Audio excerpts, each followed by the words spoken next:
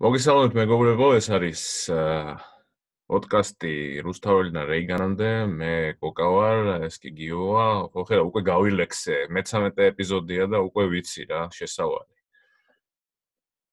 პროგრესი გვაქვს უკვე. პროგრესი გვაქვს, უკვე ის აღარ, ხო იცი რაღაც ის რო გაქვს ნერვიულობის ისა რაღაც ეთერში რო გადიხარ, ეგ უკვე აღარა მაქვს. ესეა საქმე მოკლედ. შეიძლება მე live ეპიზოდი თუ გავაკეთეთ, შეიძლება მაშინ რაღაც ის გქონდეს, მაგრამ ახლა უკვე ისე ვარ რა. მოკლედ დღეს ცოტა რაღაც საინტერესო ამბებზე ვილაპარაკებთ. კარგი ბევრი ამბები დამიგროვდა მეც, მაგრამ გიოს ცოტა ეჩქარება და ამიტომ ბევრს არ ვილაპარაკებ და 1-2-3 ამოვარჩევ ისეც, რომ დანარჩენებს შემდეგ კვირისთვის გადავინახავ. არა, 1 საათი ისედაც გვაქვს და ის ფორმატი უნდა ჩავ. ოკეი, მაშინ გავილექსები ისევ. მოკლედ ხო, ჩემთან ამჯერად დღეა და გიოსთან ღამეა, მოკლედ ცოტა სხვანაირი ფორმატი გვაქვს. გავამრავალფეროვნეთ ცოტათი. გავამრავალფეროვნეთ. ოკეი, მე მგონი გადავიდეთ პატარ-პატარა ამბებზე. გიო, შენ თუ გაქვს რამე, თუ გინდა შენ დაიწყე და ვარა ვიტყვი რამოდენიმეს და ამასობაში შენ უფრო კარგად მოიფიქრებ და მოიმზადები. ოკეი, ეგრე ვქნათ. პირველ რიგში იმას დავიწყებ, რომ აგერ პარლამენტი შეიკრიბა ჩვენი და ისტორიაში პირველად ერთპარტიული პარლამენტი ყავს.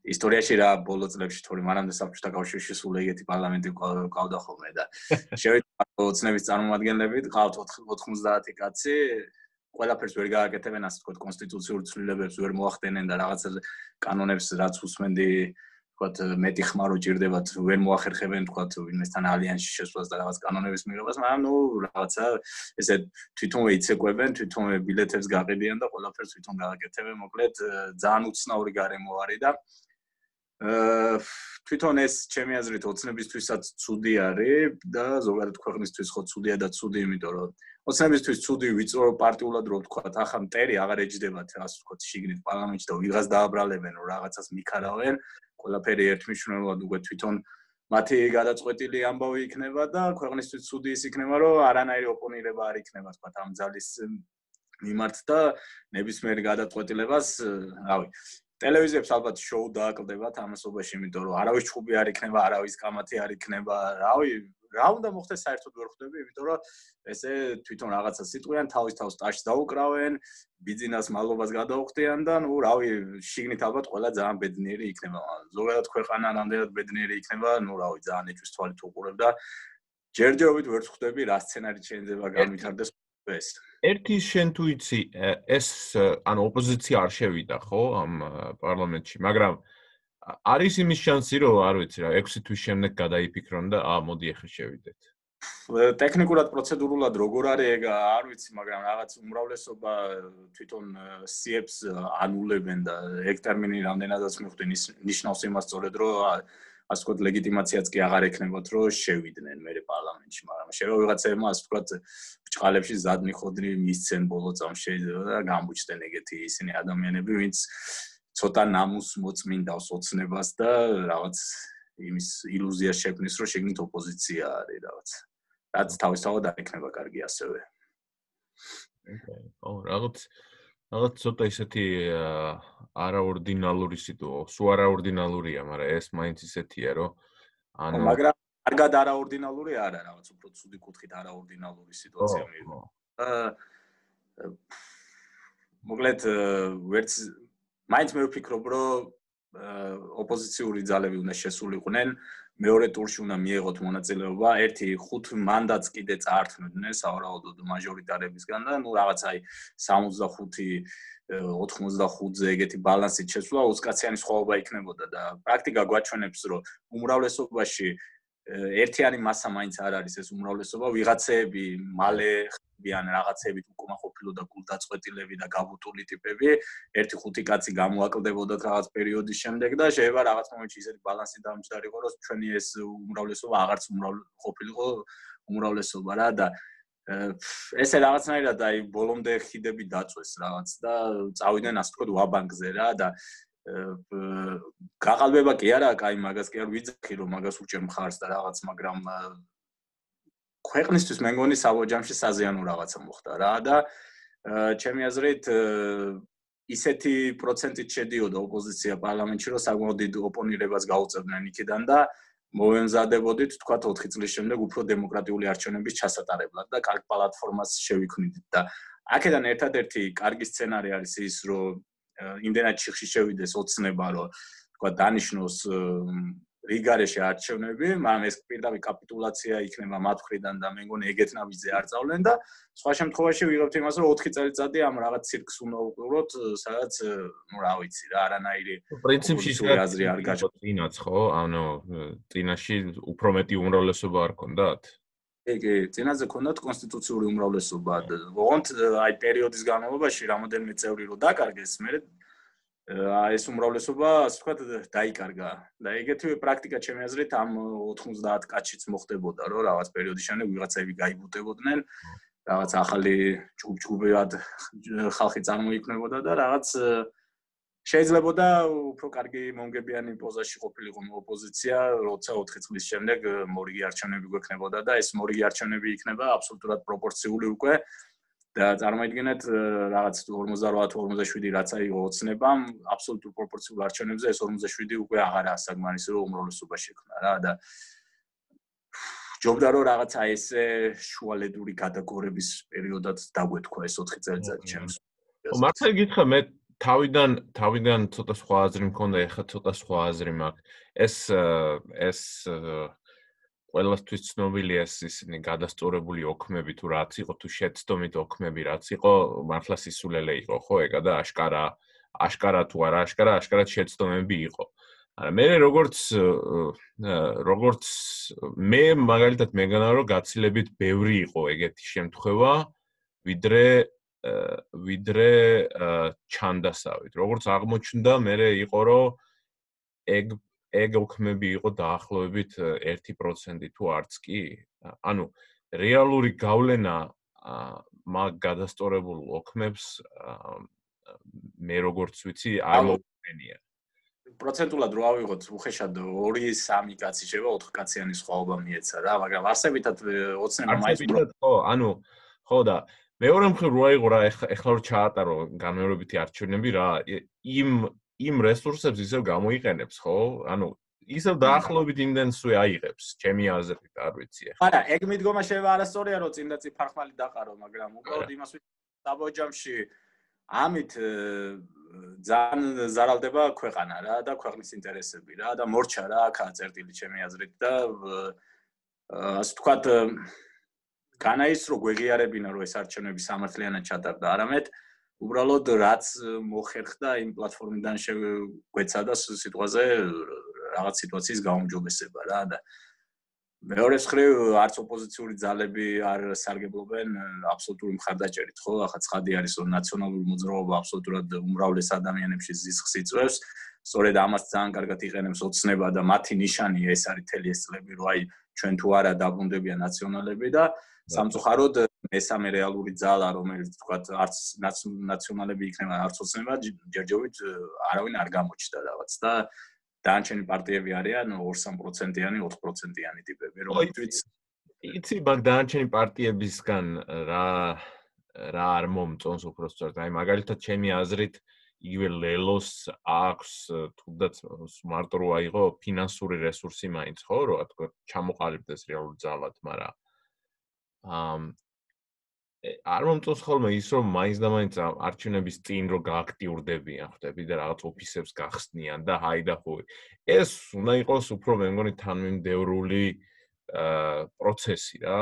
მაგალითად ეხა უნდა იწყებდნენ შემდეგი არჩევნებისთვის მომზადებას და უნდა პოლიტიკურ არის რომელიც ჩვენთან პარტიებს არ გააჩნია. ხო, ანუ ჩვენთან ყველა გამოდის 6 თვით ადრე არჩევნებამდე და იწყებს შეხვედრებს და ხა რა მე ლელოს მაგალითი რო თქვა პირადად ზუსტად ვიცი რომ ხმას არასოდეს არ მივცემდი არის მიზეზი რომ ხედავ როგორი ადამიანები დაიყენა გვერდში თქვათ გაიაშვილის სახით იმის გამო რომ ავიაციასთან ახლოს ვარ თქვათ კონკრეტულად გაიაშვილის პერსონა ძალიან კარგად ვიცი რაც წარმოადგენს არის აბსოლუტურად ამაზრზენი გულისამრევი ადამიანია რომელიც მთელი ეს რაც ავიაციაში მოღვაწეობ, მის კომპანიის, რა ქვია, PR-ს აგებს იმაზე, რა ქვია, სხვების ლანძღვაზე და რაღაც აი ტყუილი ისტორიების შეკერვაზე დაფინანსებული Facebook გვერდებზე რაღაც ინფორმაციები ხდებოდა, რომ აი ვიზე არის, როგორ გვართმევს ბაზარს და თურმე სახელმწიფოსგან ფეიქ ინფორმაციები რა და ეგეთი ტიპი რომ პოლიტიკაში მივარ, მაინც საკუთარ კომპანიაში ესე იგი ცუდი იყო და პოლიტიკაში კარგი გახდება, როცა პირიქით არის ხოლმე რომ შეიძლება კიდე საკუთარ კომპანიაში კაი ტიპი იყოს, მაგრამ ისინიც კი პოლიტიკაში ცუდი ტიპები ხდებიან და გაიაშვილის ნაირ ტიპს ეგ ვერ მივხვდი, რა შეჭირდებოდათ ან რამდენი ამორჩეველი მიუყვანა პროფესიონალები დავიყენეთო გვერდშიო და გაიაშვილის თუ გულისხმობდნენ, რავი, ბოდიში, რავი, მაგრამ კაი გვიგრძელდება სიტყვა თუ გვინდა რაღაც ამ თემატიკაზე ძალიან სლად საუბარი, მართლა მე თარკე შუაკვირის ტიპის გადაცემა დავუდგოთ. ხო, გვინდა ვინმე კარგი პოლიტიკის ექსპერტი. ო მე არა ვარ რა, მე ძალიან ესე ჩემს სუბიექტურ ზერელე აზრებს ვიძახი ახლა, რომელიც რა თქმა უნდა დიდად გულთან მისატანი და დასაჯერებელი არ არის რა, თქვათ, ვიღაც მეგობარი შეხვდა და თავის აზრს გიზიარებს აი ეგეთ. ბარემ რახანს არჩევნებზე ვართ, აქაურ არჩევნებსაც ვიტყვი ჯერ კიდევ არ არის დამთავრებული, მაგრამ თუ არ ვცდები ხვალ არის აი ამ ელექტორატების თუ ამ წარმომადგენლების შეკრება, რომლებიც საბოლოოდ მირცემენ ხმას და ასე ვთქვათ საბოლოოდ დააკანონებენ ბაიდენის გამარჯვებას. ტრამპი კიდე იძახის, რომ არ დამიგიაო, მაგრამ მოკლედ ყველა სასამართლო პროცესი წააგო რა. კიდე ყველაზე მეტად ის მეკურს კიდე საქართველოში ვიღაც ტიპები არიან, ვინც გულხურვალი და ისინი არიან, რა ქვია, ხარდამჭერები, მაგრამ მაგაზე კომენტარს არ გავაკეთებ ხა. აი, მოკლედ ერთ თემას სანამ ის და მე დავასრულებ ამით და რომ აღარ ჩაგეჩარო. ოკეი. სეზონი დასრულდა ფორმულა 1-ში და რაღაც სპორტულ თემატიკას გულგრილი არ ჩაული ხოლმე გვერდზე. მოდი ამჯერადად ამ გრან-პრისაც მოვიხილავ. აბუ-დაბის გრან-პრი იყო, ძალიან უინტერესო. მერსედესებს რაღაც ძრავზე პრობლემა ჰქონდათ და ცოტა ასე თქვა სიმძლავრე შეამცირეს, რომ რაღაც რისკი შეემცირებინათ. რაღაც ძრავი ფიზიკურად რეისი დროს არ გადამწვარიყო და აღმოჩნდა რომ ეს მცირე შემცირება აბსოლუტურად საკმარისი იყო იმისთვის რომ მაქს ვესტაპენს პოლიდან უპრობლემოდ მოიგო, იქ კითხვაც კი არ გაჩენილა, ვინ მოიგებდა რეისს რა, აბსოლუტურად 10 წამიანი ის ქონდა, რა ვქია, უპირატესობა ბოტასთან მეორე ადგილოსანთან.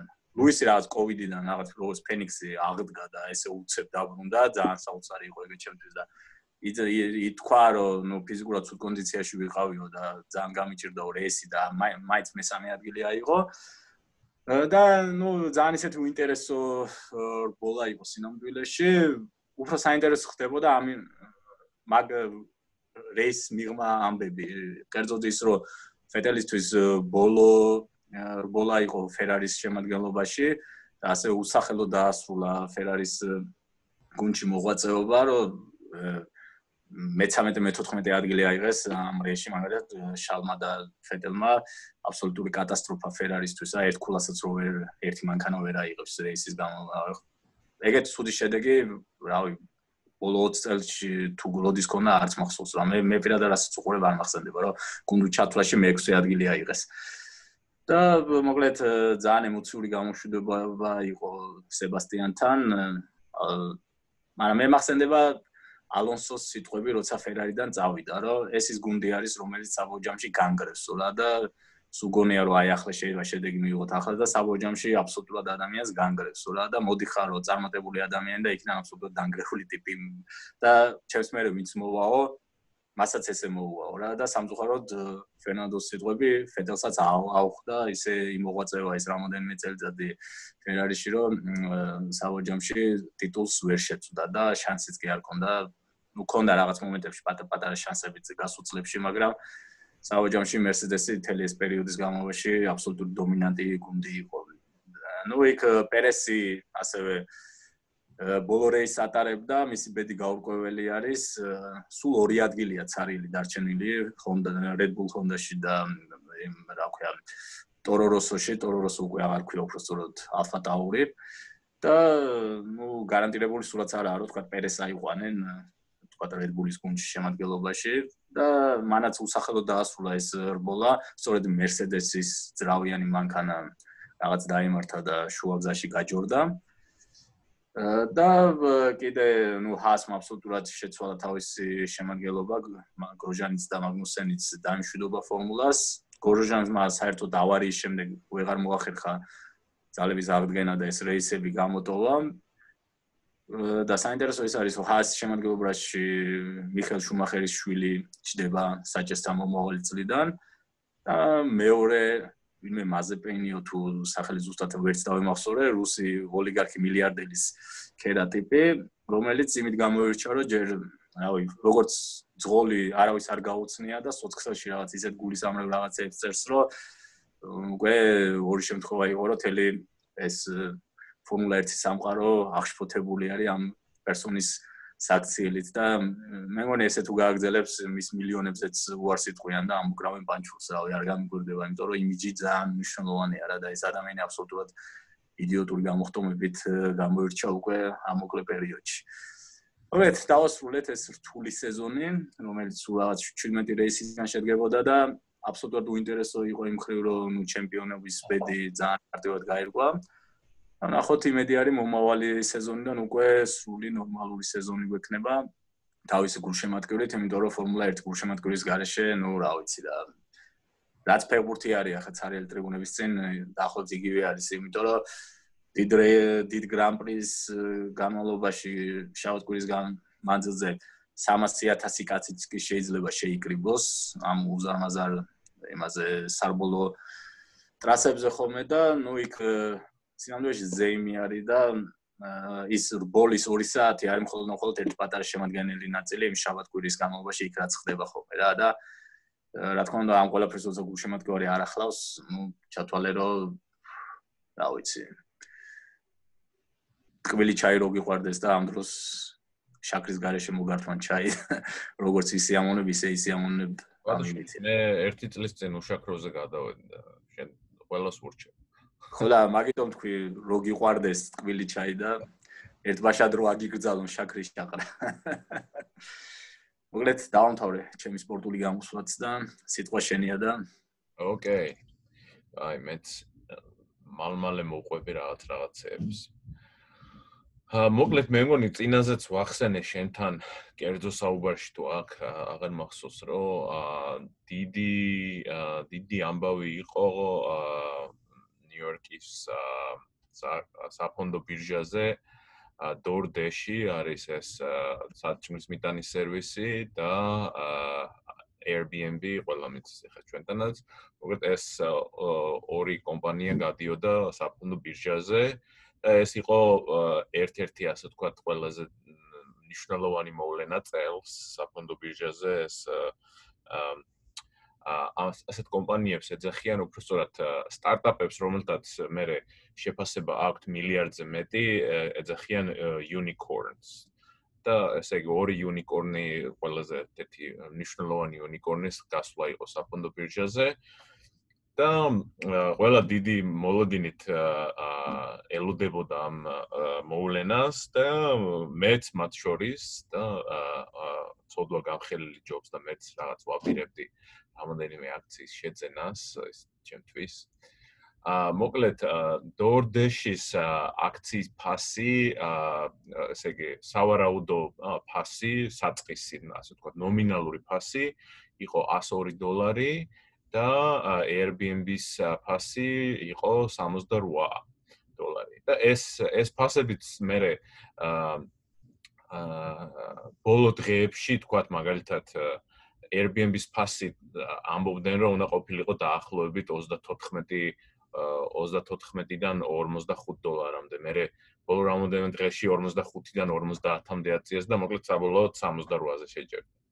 მოკლედ DoorDash-ი იყო 4 შაბათს გამოვიდა 4 შაბათს შუა დღეზე და $102 უნდა ყოფილიყო სავარაუდო ფასი და რომ დაიწყო როგორ არის იცი ანუ სავარაუდოდ მართალი გითხრა კარგად არ ვიცი ეგ მაგრამ ასე ვთქვათ ყველა დიდი მოთხოვნა რო არის, შემდეგ ეს ფასი ავტომატურად იზრდება, ასე ვთქვათ, მიწოდება რო არ არის, ვთქვათ, ხო, იმდენი. და მოკლედ იმის მაგერად რომ $100-ზე ყოფილიყო ფასი, როცა სავარაუდო იყო, დორდეში დღის ბოლოს იყო 183. ანუ ერთ დღეში 83% დაიწია, ასე ვთქვათ, სავარაუდო ფასი. რაც იყო შოკი რა, ანუ წარმოიდგინე რომ ესე იგი ამდენი ხალხი ამას ელოდებოდა მართლა, ასე ვთქვათ, ფულით ხელში და ამიტომ მოთხოვნა მიწოდებაზე გაცილებით დიდი იყო. შემდეგ დღეს მე პირადად ველოდებოდი Airbnb-ს, როცა ჩასაფრებული ვიყავი, მეთქი აბა ეხლა ფული შონის დრო არის. მოკლედ 68 და როგორ არის იცი ყიდვის დროს იქ გეუნება რომ ეს 68 არის, მაგრამ რამე რო იყოს რა უფრო მაღლა იყოს ფასი, რამდენს გადაიხდიდი, ასე ვთქვათ, ხო? და მე ვთქვი რომ კაი მაგის დედაც ვატირე, $80 გადავიხდი მეთქი რა. $80 გადავიხდი მეთქი და მოკლედ გაიხსნა, როდის იყო 215 აკლდა შუა დღეს გაიხსნა და Airbnb გაიხსნა $146. ანუ 40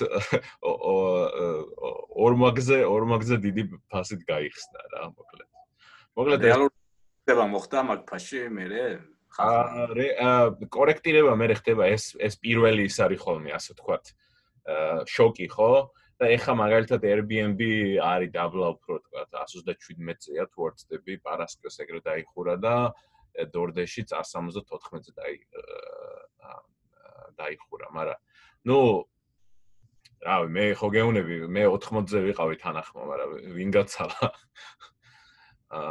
მოკლედ, სავარაუდოდ ეხა ეს პირველი დღეები და პირველი კვირეები არის, რომ ეს პირველი ესე დიდი ის რო ხდება, მერე რეგულირდება ფასი და ასე ვთქვათ, საშუალო შეწონილ ფასზე დავა და მერე ასე ვთქვათ, ჩვეულებრივ ასე ვთქვათ, პროცედურებს და კანონებს დაემკვიდრება. ეხლა ძალიან ის არის, ასე ვთქვათ, მაღლა დაბლა მედის რა.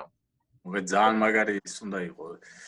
ინტუიციის ტიპი რო გაარტყას, ვთქვათ. კიდე რა არის, იცი, საქმე ამაზე მართლა მინდა ერთი გადაცემა გავაკეთოთ, მე რაღაცები მომზადებული მაქვს.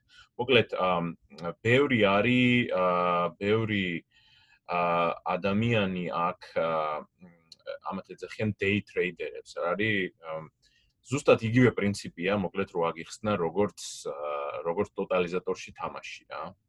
და აი აქ ესეთი აპლიკაცია არის, ეს ქვია Robinhood-ი, რომელიც მეც მაქვს და მეც მაგითი რაღაცებს ვყიდულობ ხოლმე. რომელიც არის ძალიან ადვილი, რომ იყიდო აქციები. მაგრამ ყველაზე მთავარი აქ რა არის, ეს აქციების ყიდვა იმდენად მაგალითად რაღაცა იყიდე $100, ხო? შეიძლება ეს ზევით წავიდეს, შეიძლება ქვევით, მაგრამ ეს აქცია მაინც შენია რა. ხდები? ანუ შეიძლება თქვა 10% დაკარგო, მაგრამ და 90 გახდეს, ხო? მაგრამ ის 90 ხო მაინც შენია. მაგრამ აქ არის კიდე მეორე, რომელიც არის მართლა აი ზუსტად ტოტალიზატორს რაც გავს, არის ის, რომ შენ შეგიძლია იყიდო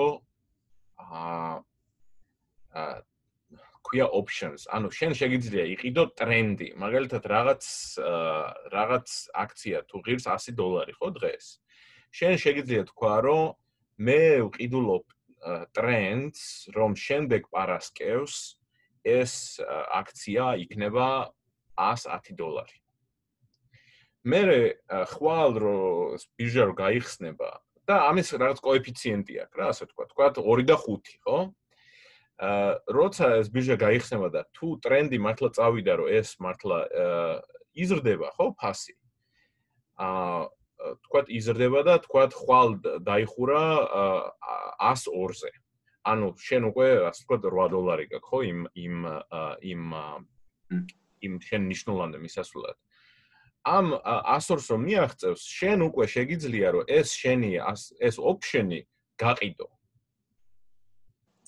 რა მაინტერესებს ამ შემთხვევაში ამ ტრენდს ვის უხდი ფულს ამ შემთხვევაში უკვე? ამ ტრენდისთან. ხო, ანუ ეგ კიდე სხვა მოთამაშეები არიან რა, ასე ვთქვათ რა. ტიპები. ხო, მაგრამ საქმე იმაშია, რომ თუ მაგალითად ეს ტრენდი იმის და პირიქით ქვევით წამოვიდა, შენ ამ ფულს თლიანად კარგავ, ხდები? საბოლოო ჯამში. მოკლედ, მართლა ცალკე ეპიზოდი გავაკეთოთ და უფრო კარგად აგიხსნით. მეც ძვლის ამიხსნეს რა არის, მაგრამ დადე მაშინ ეგეთი ის თუ ხარ აზარტული. 2 საათი პასუხი გეცოდინება. აი ზუსტად ეგ არის და ასე ვთქვათ, რამოდენიმე თვითკლუბის ისიც იყო აქ რა ქვია, შემთხვევა უკვე ამაზე ახალგაზრდებში და მოკლედ ასე ვთქვათ, დიდი პრობლემა შეიქმნა ამისგან რა. ეს აპლიკაცია რო თქვი Robinhood ნაციონალობას მნიშვნელობა აქვს თუ ჩვენს უბრალო მოკვდავებს შეგვიძლია ამერიკის მოქალაქე უნდა იყო და იქ მოკლედ აქ social security card არის, რომელიც პირადი ნომერი უნდა გქონდეს რა, ასე ვთქვათ რა. ამერიკული. მაშინ შავი ბაზარი შეგიძლია გააკეთო ქართველებისთვის, ხელზე აიღო ხოლმე მაზი. ეგრე. პროცენტში ჩაუჯდე, თუ რაღაც არის, აგერო. თქვა, შენი აქციების 2% ჩემი იქნება. ამ აქციას წლის ბოლოს რაღაც ძალიან მცირე მაინც მოგება მოაქვს, ხო? მე რაღაც დივიდენდი. ხო, მე გააჩნია, მაგალითად Uber-ი საერთოდ არასდროს არ იქნება მომგებიანი, ანუ სუწაგებაზეა, მაგრამ რეალურად შენ ამ აქციებს რო ყიდულობ, შენ ამ და თქვა Amazon-ი რამოდენიმე წლის წინ გახდა მომგებიანი, ისიც კი რაღაც. შენ რეალურად ყიდულობ აქციას რო ყიდულობ, შენ ყიდულობ იმას, რომ 5 წელიწადში ეს აქციის ფასი გაიზრდება. ასე თქვა ყიდულობ ჩემი აზრით, შენი ამ აქციის ყიდვით, შენ იმ შენ ფულს ამ მოგებით ვერასდროს ვერ აიღებ. ეგ დაივიწყე რა. თუ დებ ასეთ ასე თქვა ცოტა ესე სარისკო რაღაცეებში რა, ხდები? როდეს ჩვენთან საქართველოში რო პრივატიზაცია მოხდა, რაღაც აქციები შეხვდა მამაჩემს რა და 5 წელიწადში ერთხელ ეკავდნენ და რაღაც 30 ლარს თუ 40 ლარს იღებდა ხოლმე მოკლედ. ეგეთი ამბავი. რაღაც ეგრეა რა, რაღაც $3 მოგივა წელიწადში, მაგრამ შენ იმ $3-ისთვის კი არ ყიდულობ, შენ ყიდულობ. ოდნავ მაინც კონკრეტული ციფრი იცი, თქვა რამე იმის რომ რამდენი აქცია უნდა გქონდეს, რომ იქიდან რაღაც ხელშესახები თანხა აიღოს სიტყვაზე. მათ აი ბაზაზე გასულ კომპანია. ანუ გააჩნია რა. ანუ შენ ამბობ რამდენი გააჩნია კომპანიას.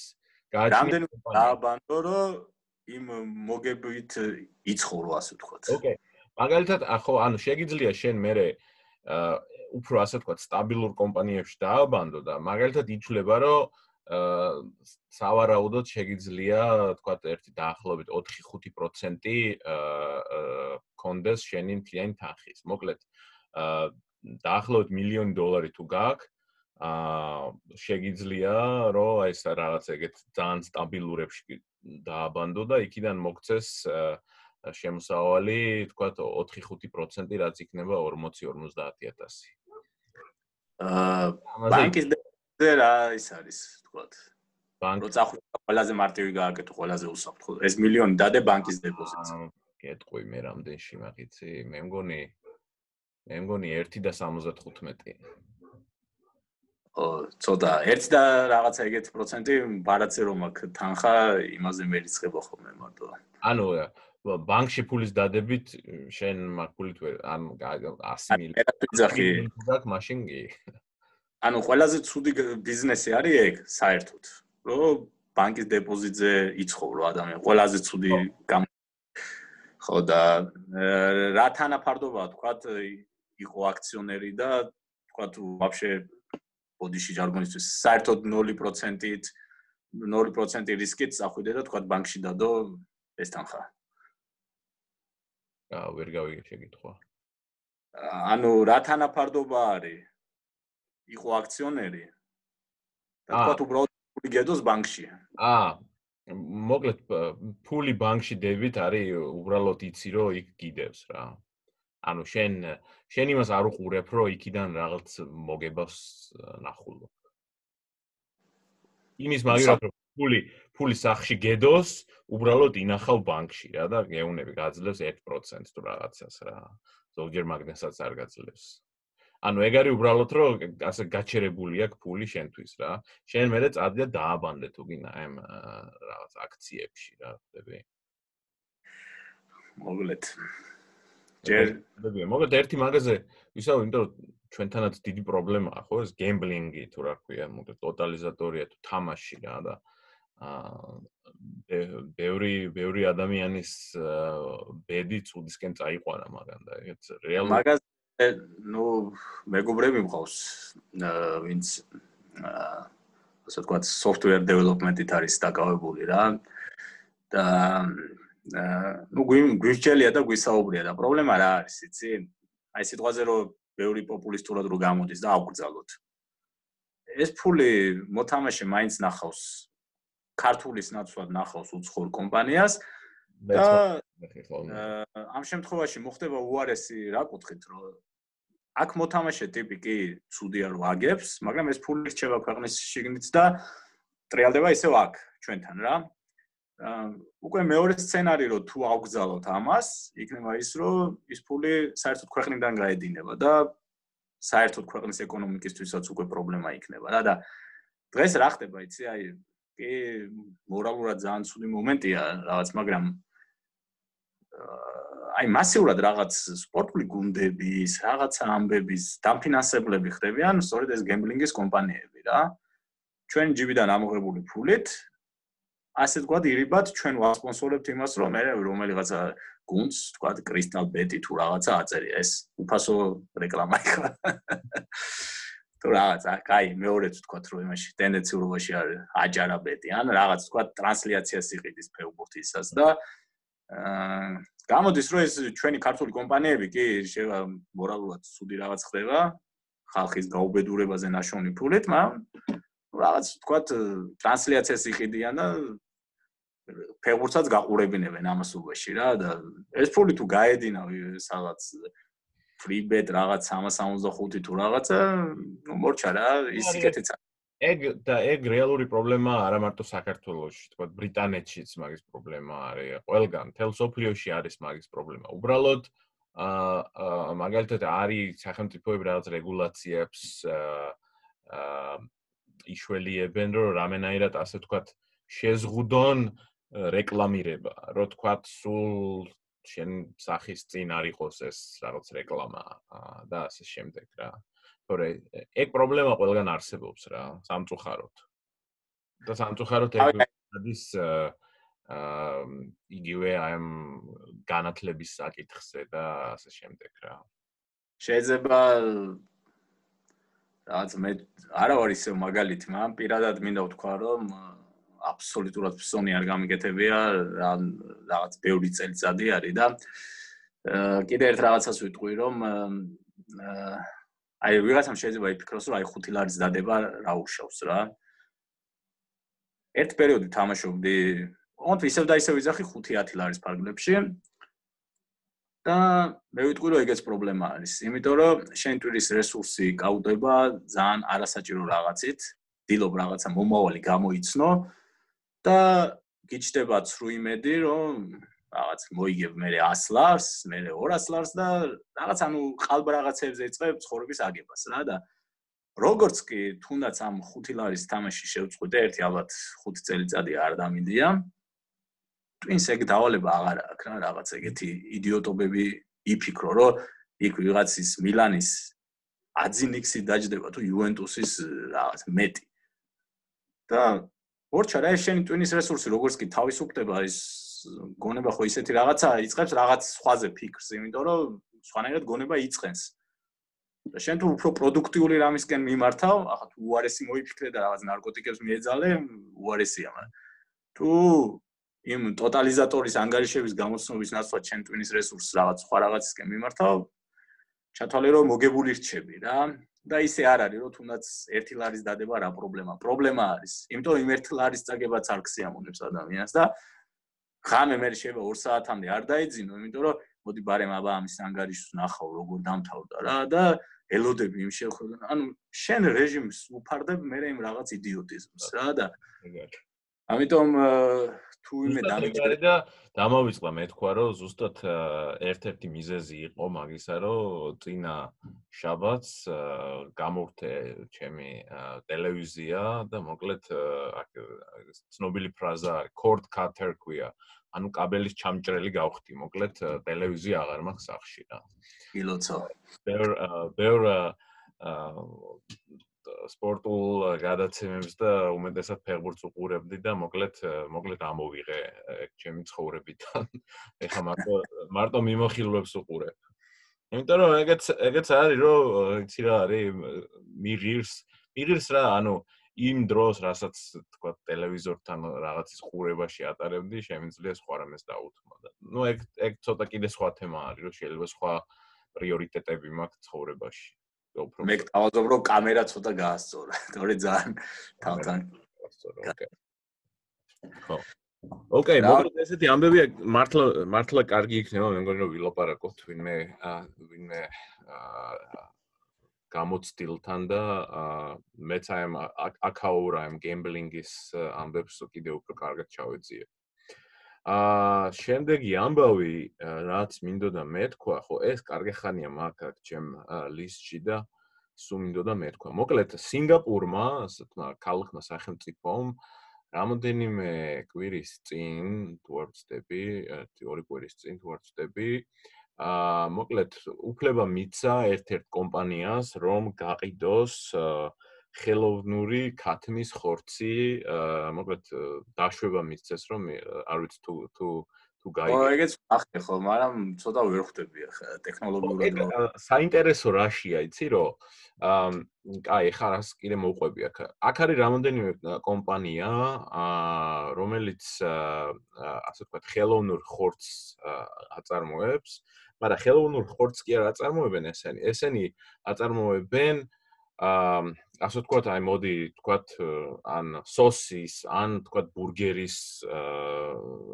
ხორცს და ასე შემდეგ. მოკლედ, ამას რო შეჭამ, ვთქვათ, აი ბურგერში რო შეჭამ, აი თავს დავდებ, რომ ვერ გაარჩევ ჩვეულებრივი ხორცისგან. მოკლედ ეს იმ ხალხისთვის გააკეთეს, ვინც ასე ვთქვათ, ვეგეტარიანელია და ასე შემდეგ, ვისაც რეალურად არ უნდა ხორცის ჭამა, მაგრამ ხორცის გემო უნდა და მაგათთვის არის და სხვადასხვა ძალიან დიდი პოპულარულობით სარგებლობს ეს კომპანიების აქციები სულ გაიქცა, მოკლედ იმ ხელაზეა.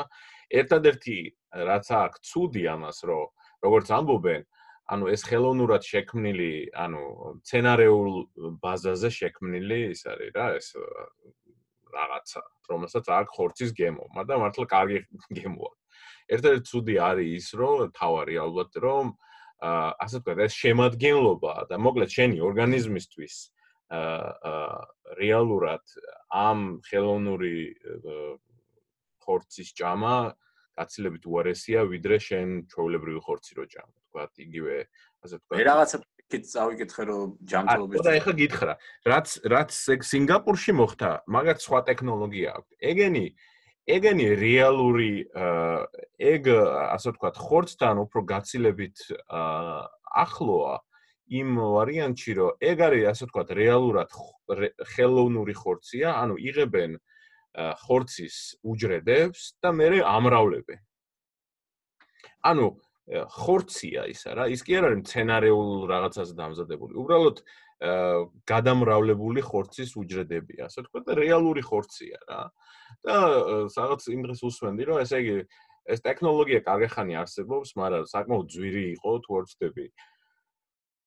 დაახლოებით რამოდენიმე წლის წინო დაახლოებით $10,000 ჯდებოდა 9 კილო ხორცის მაგ შექმნა, მერე ჩამოვიდა $2,500-ზე და ეხლა სავარაუდოდ ხო იცი რაც ტექნოლოგიები ვითარდება, ეს ფასიც ქვევით მოიწევს და სავარაუდოდ მივიდნენ იმ დონემდე, რომ უკვე შეიძლება ასე ვთქვათ, მასობრივი წარმოება დაიწყოს და ამ ქათმის ხორცის, ხელოვნური ქათმის ხორცის ის არის, რა ქვია.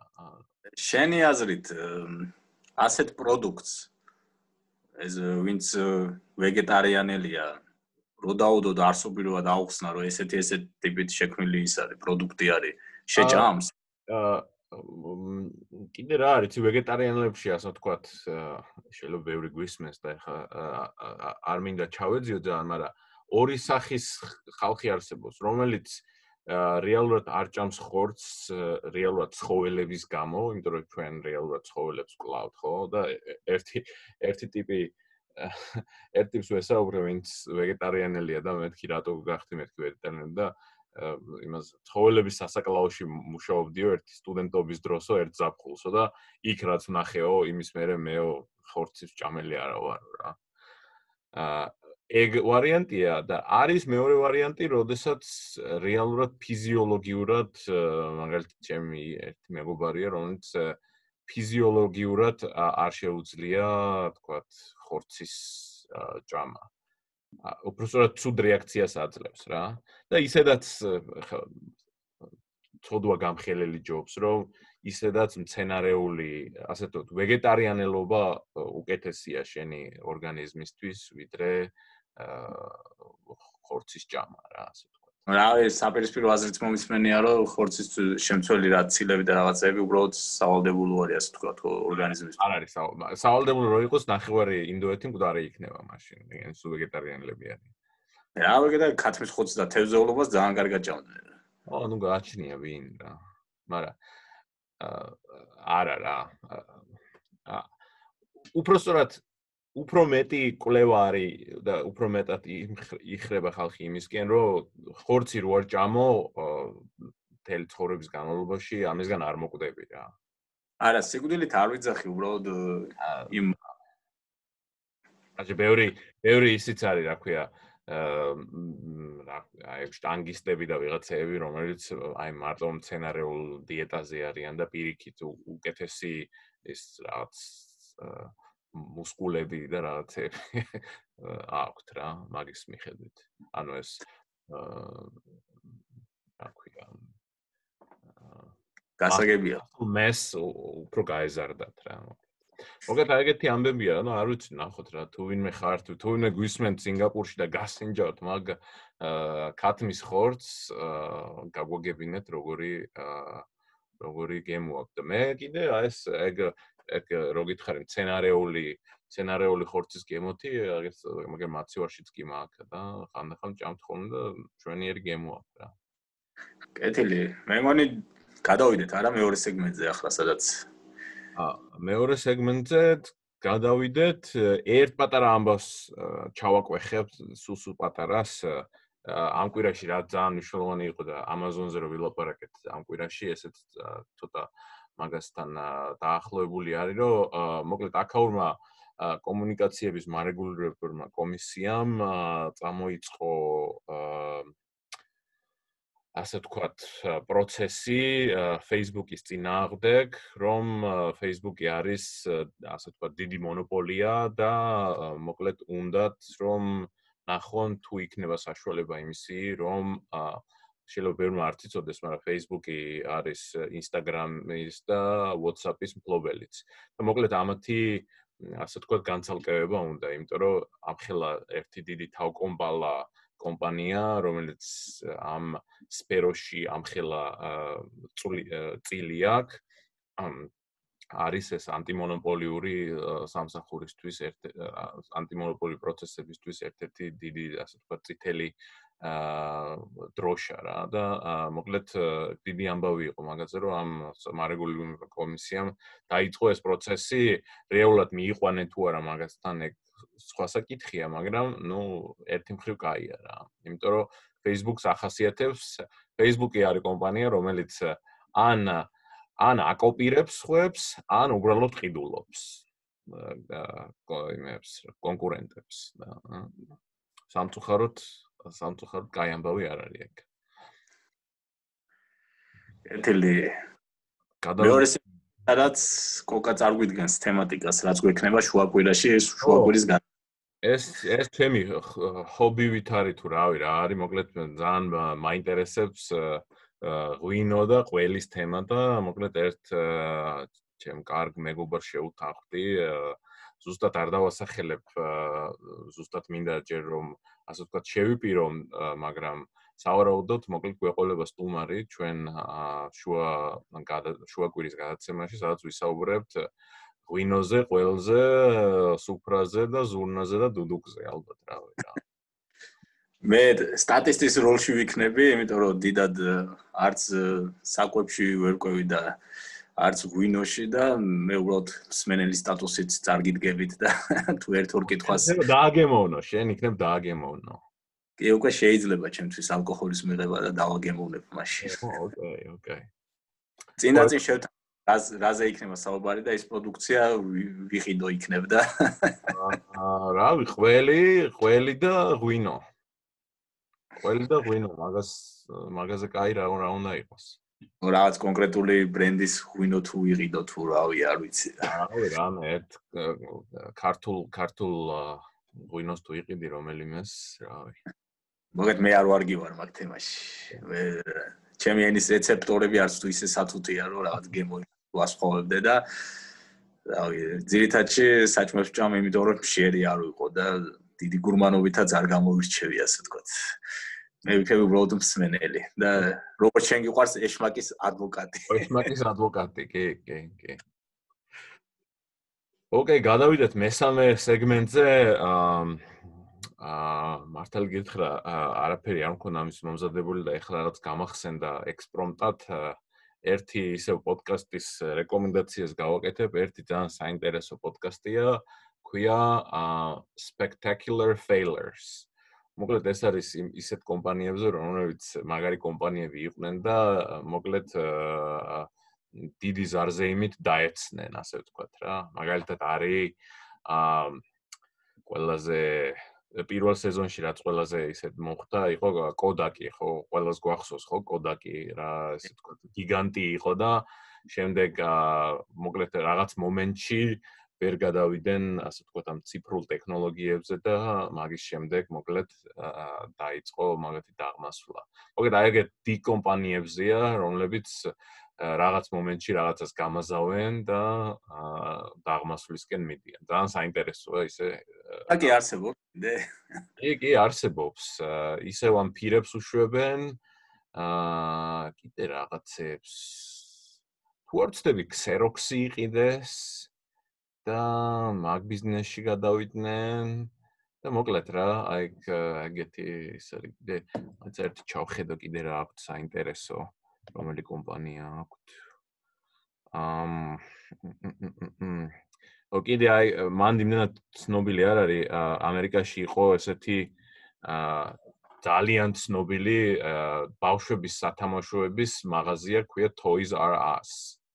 და ეგ იყო როგორც დიდი სუპერმარკეტების ქსელი, მაგრამ იყო აი ამ მარტო სათამაშოების და აქ ვისაც არ უნდა კითხო, აი ჩვენ ხელა ხალხს Toys R Us არის როგორი ნოსტალგიით ყვებიან, იცი, რომ იქ წასვლა იყო მოკლედ ბავშვებისთვის 64 და მოკლედ დიდი ამბავი და სხვათა შორის მაგ კომპანიის დაღმასვლა ისევ და ისევ უკავშირდება ერთ-ერთი მიზეზი არის ონლაინ გაყიდვებს და ისევ და ისევ Amazon-ს სამწუხაროდ. ეგ ნოსტალგიური თაობა ვინც არის, ეგ სეგმენტი არაა საკმარისი, რომ თქვათ მაგაზე მათზე ორიენტირებული იყო და ასე ცოტა სამწუხაროდ არა, მაგრამ აი გეტყვი, კიდევ ერთი ეგეთი მოხდა ამ პოდკასტში არის თუ არა, არ ვიცი, შეიძლება მეორე სეზონში იყოს. იყო ერთი მაღაზია, ერქვა Blockbuster-ი, რომელიც იყო ამ ფილმების გაქირავების, ხო გახსოვს, ჩვენთანაც იყო მე მგონი 90-იანებში ატელიეები თუ რა ერქვა, აღარ მახსოვს. ხო, ნუ სადაც კასეტებს რო ქირავობდი, ხო? ხო და აი ზუსტად ეგეთი იყო და ეს Blockbuster-ი იყო, მოკლედ იგივე აი ამ ჩვენ ხელა ხალხისთვის არის Blockbuster-ში წასვლა იყო, მოკლედ მთელი ამბავი რა.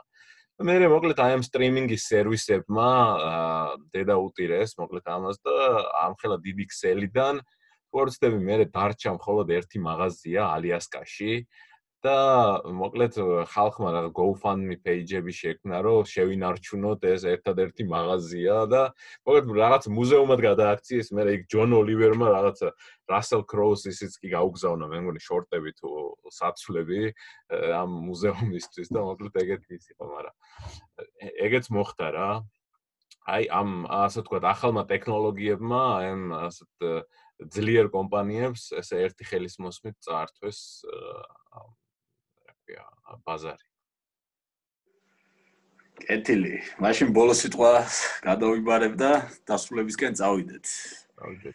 ესეთი წიგნი შევარჩიე დღეს. კაზუო იშიგუროს დაფლული გოლიათი. პატარა წიგნი არის. რამდენი? 350 გვერდი სადღაც. აღვთ ისეთი მცირე ფორმატიანი ნაბეჭდია და რავი რა ერთ კვირაში ადამიანი თავისუფლად წაიკითხავს ნებანებაც რო შეუდგეს. იშიგურო თვითონ ინგლისელ მწერლად ითვლება, იმიტომ რომ ძალიან პატარა ასაკში გადაცხოვრდა ინგლისში, 54 წელს დაიბადა, რაცა უნდა საინტერესო იყოს ნაგასაკში, ერთ-ერთ იმ ლოკაცია, იმ ადგილას, სადაც ცნობილი ატომური ბომბა ჩამოვარდა თავის დროზე და ნუ რამოდენიმე წლის შენ სულ 5 წლის იყო მე მგონი რომ მისი ოჯახი გადაცხოვრდა ინგლისში საცხოვრებლად რაღაც სამუშაო მიზეზების გამო და თვითონაც ინგლისურად წერს და მისი იაპონური სახელი გვარი მე ესეთი კომიკური შემთხვევა შემემთხვა რომ შაშა როცა უგეგმავდი იაპონიაში წასვლას ნუ დავიარე და ეს იაპონელი მწერლები შევიძინე რომ ციგნებით მაინც გავცნობოდი იქაური გარემოს რაღაც კულტურას და ასე შემდეგ და ერთ-ერთი ნუ შემთხვევა იშიგურო და აღარ ჩამიხედავს ვთქვათ ინტერნეტში რომ სინამდვილეში მხოლოდ გვარი იყო ამ ადამიანის იაპონური თუ რეალობა რასაც წერს ეს ადამიანი წერს დიდწილად ინგლისურ რეალობაზე რა და ესე აღმოვაჩინე ეს მწერალი და ნუ მანამდე კიდე რაღაც რამდენიმე სხვა წიგნი წავიკითხე და ბოლოს ეს დაფლული გოლიათი შემჩა, რომელიც ჩემთვის პირადად რაღაც ძალიან თბილი სენტიმენტების წარმოქმნელი წიგნი იყო რა და რაღაც დადებითად დავიმუხტე და შეიძლება ბევრი ადამიანი არ დამეთანხმოს, იმიტომ რომ იგივე რაღაც ემოციური ფონი არ ქონდეს და განცდა რაღაც, მაგრამ მე პირადად ჩემი განწყობას თუ ვიტყვი, რაღაცნაირად რო დავხურე ეს წიგნი და დავასრულე, ძალიან დადებითი ემოციებით დამუხტული ვიყავი რა და არის რაღაც ძველი მისტიური დრო, ძველი სამყაროსი, როცა ჯერ კიდევ ცხენებით დადიოდნენ და რაღაც ბრიტანეთი არ არის ახლა დიდად დაკონკრეტებული, მაგრამ როცა გარემოს აღწერს რაღაც წარმოგიდგება რაღაც თვალწინეს შოტლანდიური უნება და რაღაც იქაური გარემო და მოგეთ არის ესეთი სოფელი, სადაც უცნაური რაღაც ხდება, მოგონებები ქრება რა და აი შეიძლება ელემენტარულად გუშინ რა მოხდა, ძალიან ბუნდოვნად ახსოვდეთ რა ხალხს და არიან ცოლქმარი და რაღაც მომენტში იხსენებენ რომ თუ არ ცდებიან მე მგონი შვილი გყავსო რა ჩვენ რა და მე ნენელა ლაპარაკში იხსენებენ რომ მე მგონი ჩვენი შვილი რაღაცა დასახლებას იძახიან იქ ცხოვრობსო რა და ამდენი წლის შემდეგ გადაწყვეტენ რომ შვილი მოინახულონ და გაუდგებიან გზას რა და ნუ რაღაც ბევრი მისტიური ამბავი ხდება იქ რაღაც ალბათ სავარაუდოდ ბევრი ფილოსოფიური მომენტი არის ჩადებული რომელიც ჩემი ბაგაჟი ისეთი არ არის რომ ეს ყველაფერი იოლად გავშიფრო და გავიგო მე უფრო გამონდის რომ ზედაპირული რაღაც ემოციის დონეზე შევისრულე რა ეს წიგნი რა და რავი ამაშიც ვერ ხედავ პრობლემას რა ახლა ყველა დეტალი შეიძლება ვერ მიხვდე თუ ძალიან გაინტერესებს ალბათ მე შეიძლება რაღაც ბლოგ პოსტებში რაღაც გარჩევებში ამოიკითხო ეს ყველაფერი მე თვითონ არ დამიწყე უბრალოდ ვისი ამონე ნაწერით ვისი ამონე ამბავით და ის შეგრძნება რომელსაც ყველაფერს მაინც ხას ვერ გაუსმე კონკრეტულად რა მოგეწონა იმ შეგრძნებებით ვისი ამონე და ნუ მეც ახლა ყველაფერს აღარ მოვყვები ახლა ვინმე თუ გადაშლის წიგს და რაღაცა დაანჩენს როგორ ვითარდება ამ მოხუცი ცოლქმარის ისტორია ნუ რავი დაუთმეთ ერთი კვირა სადღაც და ისე მე მგონია რომ მოგეწონებათ თქვენც იქ ერთ-ერთი ბოროტი მენავე ჩდება მე სიუჟეტში რომელიც შეტყუებით ქმარი ან ცოლი გადაყავს სადღაც კუნძულზე და ასე ვთქვათ ამ წყვილებს აშორებს რა და ერთგვარი ბედის გამოცდა არის რომ მათი ასე ვთქვათ გულწრფელი სიყვარულის შემოწმება ხდება ამით რომ ამ გამოცდას გაუძლებენ და დაშორდებიან და მისცემენ საშუალებას რომ მენავე წაიყვანოს ერთ-ერთი თუ არა და რაც ესეთი ბევრი მისტიური რაღაც პატარ-პატარა ამბები არის ჩადებული მოგეთ ამ აუზე და მენავეზე სუის ისტორია მახსენდება ჩვენ რო ინდოეთში ვიყავით და იქ დინარეზე რო ორი მენავე იყო და რა გადაყავდათ ხალხი თავიანთი პოლიტიკური იმის მე მგონი ჯობია მოყვება არემ რო ხალხმა ო მოკლედ როგორ იყო ზუსტად ესე იგი დინარეს ორი ნაპირი ქონდა სადაც ორი ნაპირიდან ორი ნავია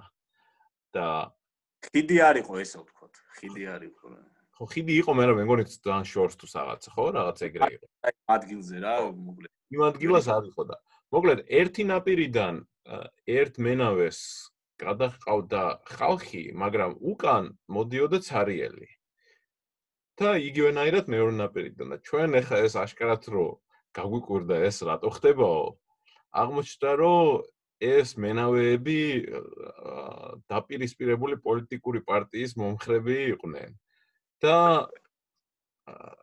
მაინც რატო არ განმოყავდათ ეგ მაინც ვეღარ გავიგე მე რამდენადაც მახსოვს უბრალოდ მოგების გაყოფას ვერ ახერხებდნენ რა და გადაწყვიტეს რომ მოდიო ესე მოვრიგდეთო რა რომ ერთი მხრიდან შენ გადაიყვან მარტო ხალხსო და მეორე მხრიდან მეო და პრობლემა ის იყო რომ ის ერთი ნავი იმდენად ივსებოდა ხალხისგან რომ ლამისა ჩაძირულიყო რა და ამ დროს მეორე ნავი ცარიელი აბსოლუტურად გვერდზე მოყვება რა არხეინაც და ნუ ყველას ეგ კითხვა უჩდება რომ გადაგვანაწილე მაგრამ არა ნო და მე იმ ადგილობრივებისგან ვერც გავიგეთ რა ხდებოდა მე ტურისტებმა გაგვაკვირეს ვინც ცოტა დიდი ხანი იყვნენ იმ ჰამპიერკო ხო იმ ქალაქს ჰამპიერი ო სპარაშოს ერთ-ერთი ყველაზე მაგარი ქალაქი რაც კი ყოფილვარ რა ისეთი შტაბ-ჭდილებებით და კიდევ უფრო საინტერესო რა მოხდა რომ ერთი მოტოციკლეტისტი ყვებოდა რომ მივედიო ნუ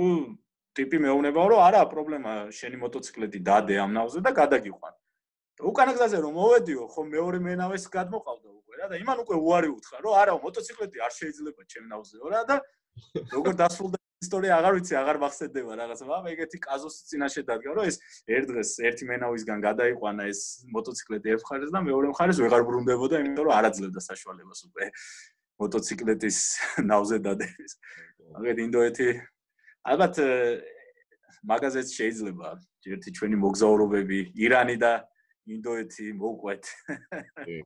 ნამდვილად მოვყვეთ. ოკეი, წავედით, მე მგონი მივუკალკუნეთ 1 საათს და მადლობა რომ გვისმენდით და შევხვდებით შუაკვირაში ღვინო დუდუკი და ყველით. ქალები არა. ქალები არა. კაი, მადლობა და დროებით დაგიბრუნდებით შუაკვირაში. კარგად.